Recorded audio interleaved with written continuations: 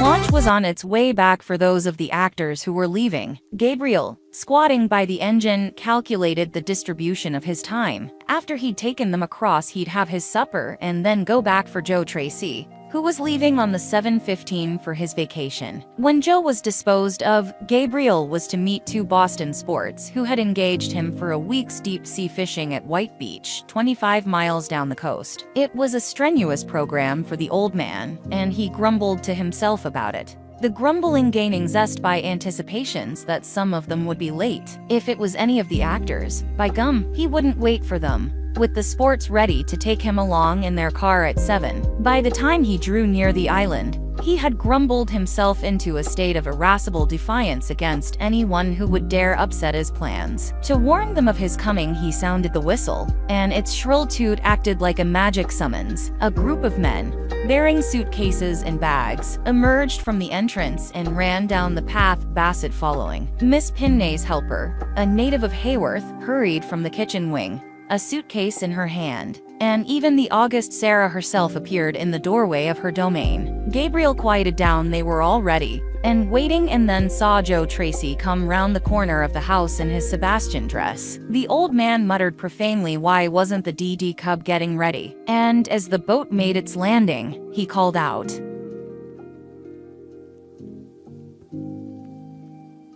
"Say, you'd better be getting them togs off. I'll be back here for you at 6:45." The boy, leaping lightly from rock to rock, grinned without answering. The picturesque dress suited him. He looked almost handsome, and with the feathered cap on his golden wig set rakishly aslant, he moved downward with a taunting, debonair swagger. Gabriel didn't like him anyway, and now his impudent face, framed by the drooping blonde curls, looked to the launch man malignantly spiteful. Gabriel could say no more then, for the confusion of goodbyes possessed the wharf. The actors shouted them out, even to Miss Pinney, flattering assurances of their inability to forget her and her cooking. She waved a condescending hand and permitted herself a smile, for she was very glad to get rid of them. But Gabriel wasn't going to go till he'd made things clear. He appealed to Bassett, whom he had privately sized up as the only one of the outfit who was like the rational human males of his experience. Besides, he had seen that Joe Tracy respected, if not feared, the director. "I'll be back here at 6:45 for the Tracy boy, and I'm tellin' him he's got to be ready. I can't waste no time settin' round waitin'. And if he's not here on the dot, that's all right." Bassett put a comforting hand on his shoulder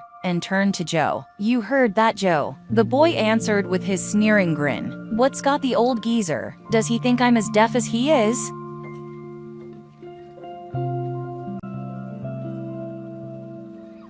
Gabriel's weather-beaten visage reddened. He was not in the habit of being called an old geezer, and he was not deaf. But the actors, all in the boat, were clamoring to start. They had a train to get an ancient servitor and turn on the current. Miss Pinney's helper, with her hat on one side and her face crimson, giggled hysterically, and in a chorus of farewells the boat chugged off. The three men left on the wharf went up the path to the doorway where Shine and Mrs. Cornell had resumed their seats. Shine was struck by their difference of type. If you went the world over, you couldn't find three more varied specimens. The only one he liked was Bassett. Something square and solid about him, and a good straight look in his eyes. The kind of chap, Shine thought, you'd ask directions of in the street, and who'd give him to you, no matter what hurry he was in. And he'd a lot of authority. The way he managed this wild-eyed bunch showed that. Shine had noticed, too, a sort of exuberant quality of goodwill about him, like a light within shining out, and set it down to relief at having got through without anyone blowing the lid off.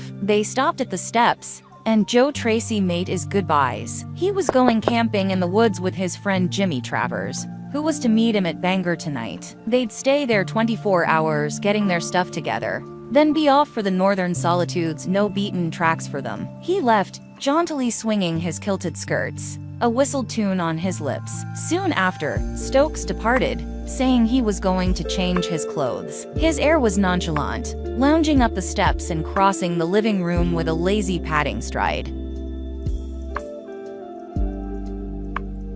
A door to the right opened into the entrance hall. Here he and his wife occupied a ground floor room. It was on the garden front of the house opposite the stairway that led to the second story. He listened at the panel before he entered, then softly turned the knob, and, inside, as softly closed the door. Shut in and alone, his languid pose fell from him like a cloak. An avid eagerness sharpened his features and directed his hands, pulling open his valise and taking from it a small leather case. Moving back from the window, he pushed up his sleeve, took the hypodermic from the case and pressed in the needle. When he had restored the bag to its place, he threw himself on the bed and lay with closed eyes, feeling the ineffable comfort, grateful as an influx of life, vitalize and soothe his tortured being. Mrs. Cornell and Shine rose up and followed him. Mrs. Cornell had her packing to get through and wanted Miss Pinney's help. Shine was going to see if the pantry would do for a dark room, intending to take some flashlight photographs of the company that evening. He had found in a cabinet all the flashlight requisites, and thought it would be an interesting memento of their visit each of them to have a picture. "They've got everything here," he said as he pointed to the corner where he had made his find. "Not alone all the supplies,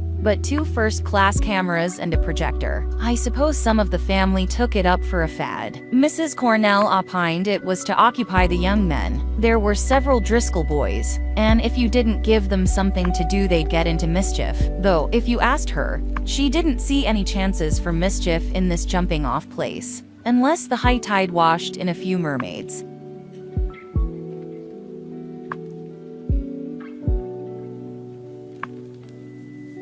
Then they passed on through the left doorway, into the side wing of the house. Here Shine, who was domiciled in the butler's bedroom, disappeared into the adjoining pantry, and Mrs. Cornell trod resolutely on into the kitchen.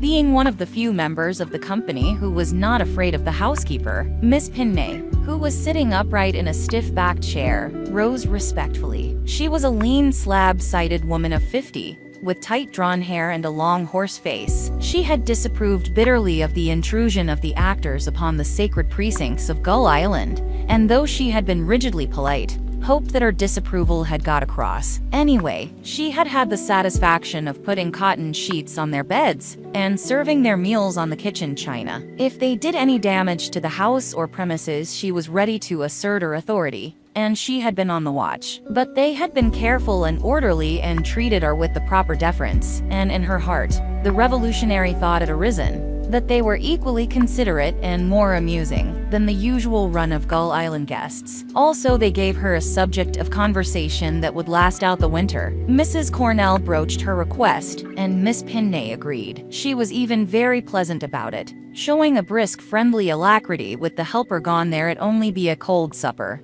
and she could dish that up in 2 shakes. Together they left the kitchen, and on the stairs, Mrs. Cornell hooked her plump arm inside Miss Pinney's bony one, and said when Mr. Shine took the flashlights that night, he must take one of them as the feeder and the other as the fed.